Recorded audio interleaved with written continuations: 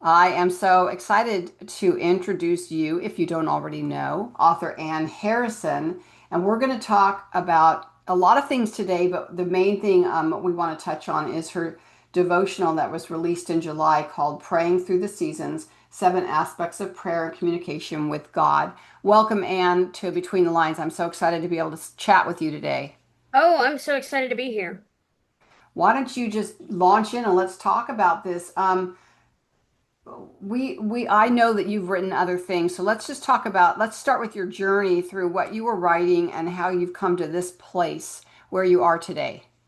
Okay, so I don't know how far back you want me to go. Um, Whatever you're comfortable talking about, Anne, that's up to you. okay, well, I started writing. Honestly, I started and I won a contest, a creative writing contest when I was in like fourth or fifth grade.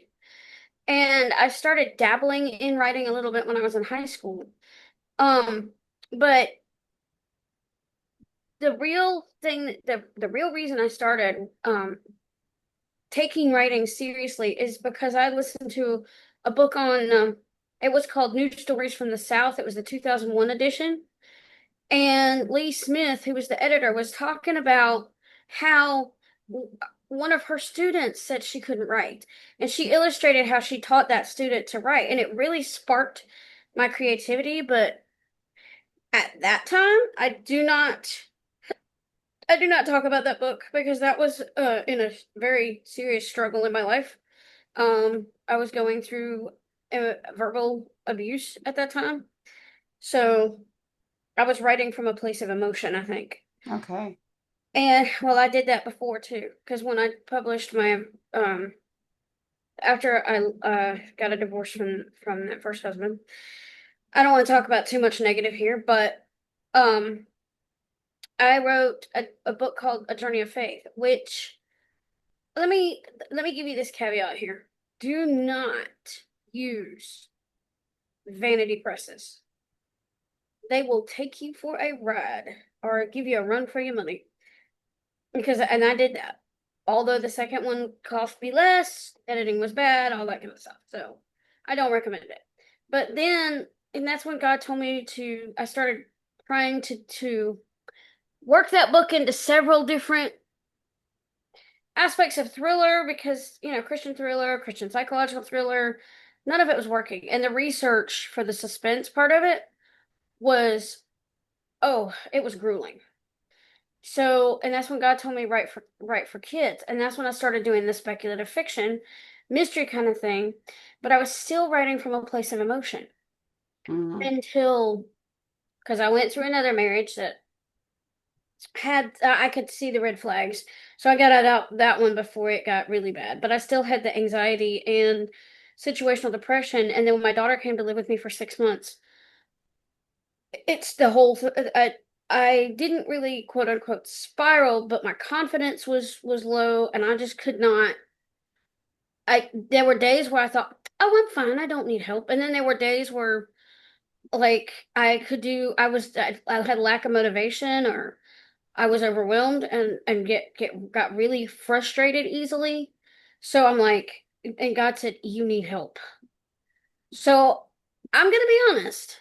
I sought the help of I went to mental health professionals. There's And nothing now wrong with that. Hey, I think everybody could use a good stint with counseling. I'm not kidding.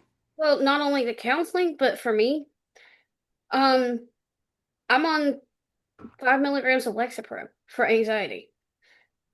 And yeah, I still get anxious at times about things, but it's not that debilitating anxiety where I get frustrated, I get angry, I'm irritable, and I get frustrated for no reason, and then I cry. No, I'm not quite that bad anymore. It's God has through the help of mental health professionals has brought me through that. So I put the fiction aside. I was writing I published a poetry book. So called The Spirit of Creativity, Inspirational Poems for the Creative at Heart, back in 2020, because I was gonna try, well, I didn't know exactly when to publish it and all that. And then COVID hit. So I'm like, okay, I need something that people can read to escape. And God gave me the inspiration for the poems after coming back to my parents' house. in 2018. So, and now now I'm in my own little tiny house. But I started writing a second poetry book.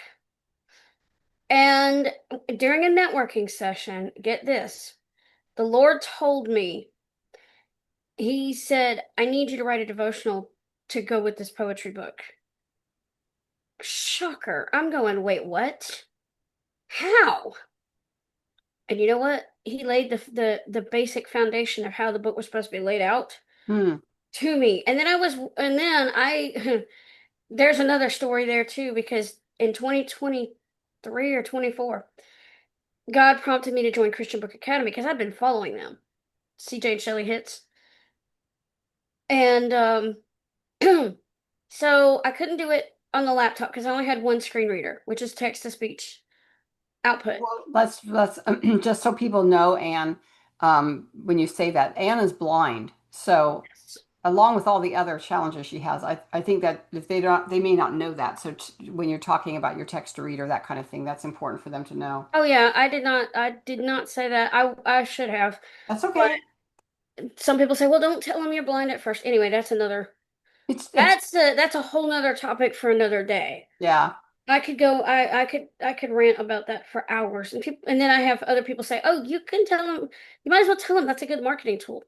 Uh, Yeah, it depends on how you put it in context. right. That's why I put it in the bio as I did. But Anyway, I want people to know that when you're speaking of using tools that would you would need to use if you were blind. Otherwise, they might confuse people. yeah, I get that. I totally get that. And so, but when I got my new computer, my desktop for my birthday, we finally got the right desktop. Because I have a tech person who's totally blind that helps me. He was looking at the specs on it, and yeah, that was a bit of a challenge, but we got through it. He helped me put JAWS, which is job access with speech, and well, I put that on there, and then he put not NVDA, which is non-visual desktop access, um, on the desktop, and there's another program called Toggle Screen Readers where if I want to switch between the two screen readers, I just hit a hotkey, and that's easy. And I joined Christian Book Academy. Well, I tried to join Christian Book Academy with JAWS. It didn't work. And then I stepped back, and God said, "Why don't you try? Why don't you use NVDA?" Because I had a free month trial, a free month a free trial with the workshop that I bought, the writing a 21-day devotional workshop. And so I did it, and bada bing bada boom. I got on with a half scholarship for people, because I have a limited budget. And I was working through one of their marketing courses to try to promote my poetry book because I put it in their promotion space on their forums. And one of the mentors said, "You ought to market this." And I said, "Do I need to wait until the new book is published?" Shelley says, "No, don't wait." And so they gave me links and stuff. So as I was doing that, I was a bit overwhelmed. And then that next morning, God said, "Take the bigger devotion and break it down into smaller ones." So that's how praying through the seasons came about. Okay. So so you have that going and from where did you go from there? So you had praying through the seasons, you developed it from your poetry book. And then when you have seasons, because you have praying through the seasons, I'm guessing you're thinking seasons of the life, not seasons of the year. Is that correct? Right, seasons of a person's life. Some of it is for writers, but then I have a couple of segments that, well, parents can, like the intercessory prayer. There's a story in there that I wrote. I wrote that during a networking session and was trying to figure out what to do with it. And God told me to put it in the book, which I expanded on it, and it teaches kids how to stand in the gap for others. Nice. Yeah. Well, And that's then learn that. and then just as I was getting ready to publish it, because I was having somebody look at it, and just as I did that, God said, "Oh no, we're not done," because He was talking to me and showing me things in dreams. He said, "I need you to do one on corporate prayer," and I did that, and it added more depth, and then God gave me the date of July 17th to publish it. I have a friend who helped me with formatting. I had an editing client who helped me to hire whose work who paid pretty well for her work for the work I did, and that helped me pay for my own editor, which I encourage people to hire an editor when they're publishing. Yeah, I agree with you on that completely. Yeah. And so now I've got the ebook out now. My narrator who did an audio book, the poetry book and audio for me before, she and her partner, her audiobook, her co-producer, shall we say, they're working on the book. That was a blessing as well because um and I will say with this, but there is a caveat. They won't do this for everybody. But God led my narrator, Lillian Eves, to produce the audiobook for me free of charge. Well, that's a blessing. Oh So, yeah. tell us a little bit. You brought up Christian Book Academy, and so people that might want to learn more about writing and where to find the services that will help them. Can you tell a little bit about Christian Book Academy? Okay, it is a membership program. Okay. Now it's $49 a month or 400 and something dollars a year, but if you need a half scholarship like I did, I pay $25 a month for that. Because I'm on a budget. But it's well worth the money. Because even though you can join other writing groups, and I recommend joining others, I'm also a member of the 540 Writers Community, which that one's for free, but and you can go to conferences, and I recommend that too to learn more about the writing craft. But if you are, well, I would say are like me. Hold on, sorry about that. Um, but if you need to learn things in smaller chunks and you need accountability, Christian Book Academy is where you'll want to go because they have trainings in smaller lessons. They have different monthly events like the War Room Prayer Meeting, and you get free access to their workshops for being a member and to their Kingdom Writers conferences. You get free access to that. Um, you get um there's a next steps coaching call that you can that Shelly does every month where you can ask her questions and she can help with things.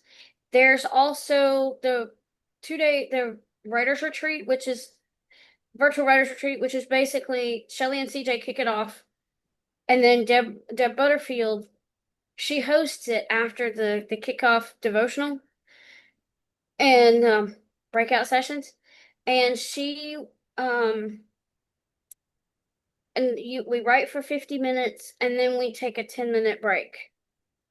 And we do that for like 4 hours.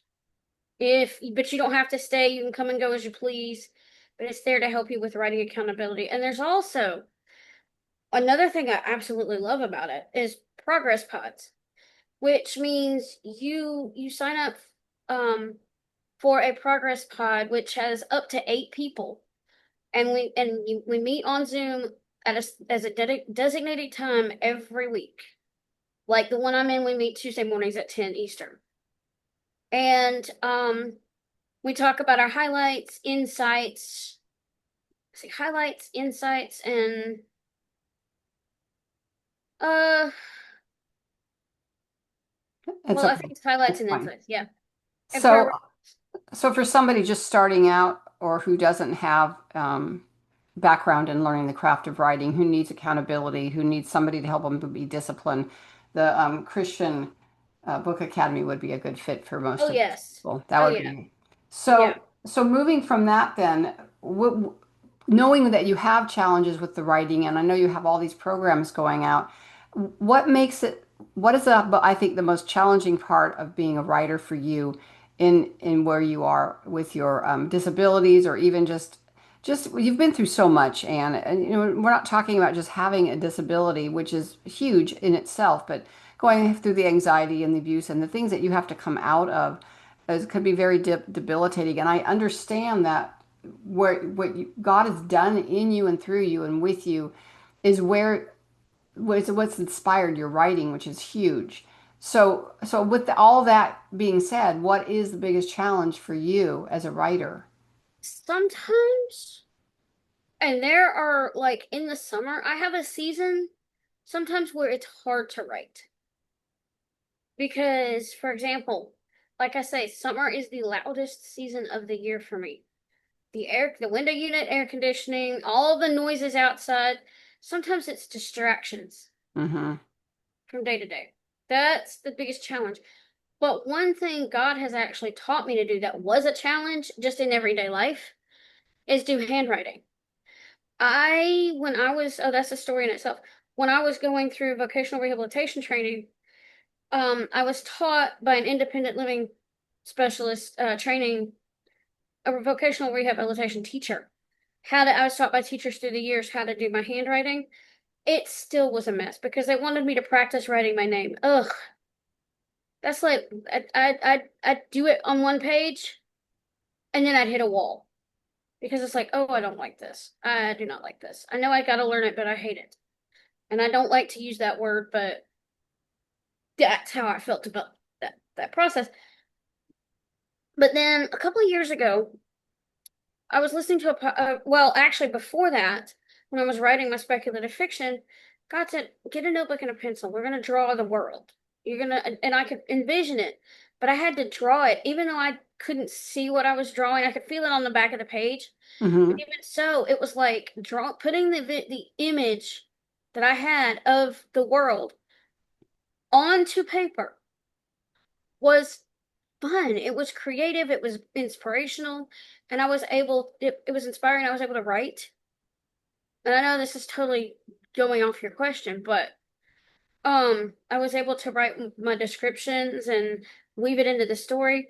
And then I listened to a podcast where one of the guests was talking about art therapy and closing your eyes and moving your body with the stroke of the pencil, or color pencil or crayon. You may start in tight circles, but then as you draw a shape will come out of it, and then so and then you can look down and see what shape you ended up creating.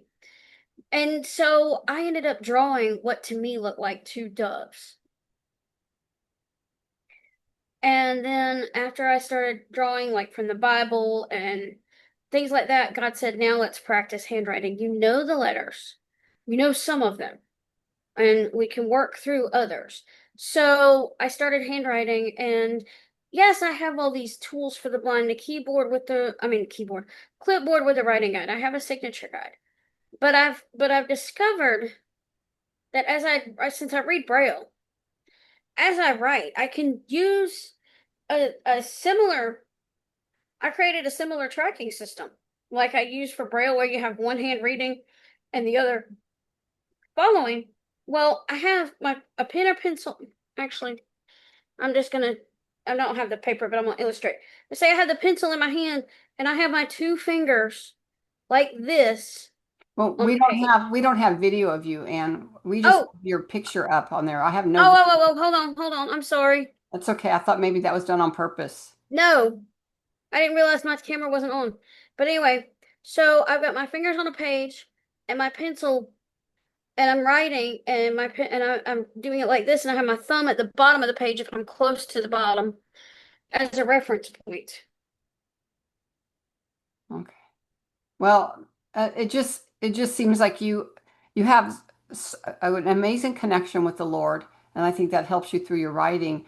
But it also sounds like there are when I think about it, like I don't play piano. I am learning to play piano, but it's using a different part of your brain. And sometimes when you get so keyed into the writing, you need to step aside and use some other form of your brain and creativity to break free from writer's block or from something else that's happening. And even sounding like with you writing your name over and over again, when it got shifted into art, when it got shifted into something more creative, I mean, writing is just drawing. Writing your name is Hmm. it's just it's a form of drawing.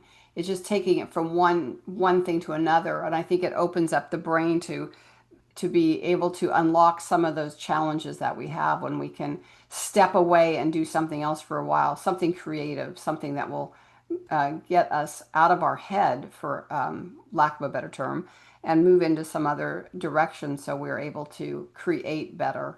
Because I do find that if you're staring at, for me, staring at the computer screen and nothing's happening, just staring is not going to fix it. You got to get away from it for a while. You got to Right, step back. right. Because And so, my best ideas come from when I'm out in the garden working, or it doesn't happen often when I'm just sitting there in front of the computer screen. mm-mm. And I've done electronic journaling, but it's not the same. I will write prayers in my notebook. I love notebooks. I will write prayers in notebooks. I will even take a pocket notebook and a pen to church and write down nuggets that I get from the sermons. And those are for me. That's between me and God. Yes. Unless I need to put a nugget in electronic format so I can go back to it. But Well, yeah, I think it's obvious from your book. I was just flipping through it. I haven't read the entire thing, but it's obvious that there's such a powerful God connection there, that you are inspiring other people prayer, especially. I think prayer is so hard for some people. We have a small group that we meet with on Monday nights, and that's the one thing is some of these people that it's like I don't know how to pray, and we get so caught up in all the details of what prayer is supposed to look like that we sometimes forget we're just talking to God. And that's the whole point of it. you know, and Jennifer, I'm going to make this suggestion. If you would like to, since you have the book, I mean, and I'm gonna have it in print later too, but if you'd like to, you can take a different section of the book, and that's why I put the creative challenges and journal prompts in there. You can use some of that, like print off a copy of a certain devotion or section, chapter, whatever you want to call it, and have that as a discussion in your prayer groups and Bible studies. Yeah, that's a good idea. That's a very good idea. And I think that's your book could be used in a group setting for that. Your entire book could be used in a group setting with the prompts and stuff. Yeah, and that's why that's another reason. And I even when I wrote the in the description of it, that's why I said it can be used for personal reflection or small group study. Yeah, that's very good. Um, so with all this, I would just want people to know that your book is available on Amazon, right? Right? And it is also free on Kindle Unlimited. Okay, so and I always love to have that Kindle Unlimited, Kindle paperback, whatever Right. you need to do to get that book in your hands. I would suggest when I'm doing I prefer the actual book for the most part, but you can do the writing prompts somewhere. You don't have to do the writing prompts in the book itself, so No. that But the works too. the audio's coming, the print will be out in the fall because I wanted to try to leverage the audience, and also my friend is going to do the spread and I needed to give her time to do mine, and she's working on hers too. So So you have Kindle and Kindle Unlimited right now with right that book. now, but the other formats will be coming. Oh, and by the way, just so people know, on starting on Sunday, August 17th, from the 17th to the 19th, I will be doing a 99-cent Kindle countdown. Well, this won't be publishing until September 4th, so that book will have sailed by the time we publish this podcast. Yeah, This is but actually being published on September. But if will you post that up on some Facebook writers oh, I group will. I and will like let people this? know. I will let people know. Okay, Anne. Well, I will make sure that your links are in the show notes so people can reach you, and that your link for your book is in the show notes as well. And do you have a website? I see. Do you have a newsletter that you send out at all? Yes, and you can subscribe on the website. If you have any trouble, send an email to annwright75@gmail.com, and I will either figure out how to get you on the list if for some reason you have trouble subscribing, because I know a couple people, I mean, a friend of mine has had some trouble, but if you do, let me know. Okay. But Um, or contact me via or hit or fill out the contact form via my website and let me know.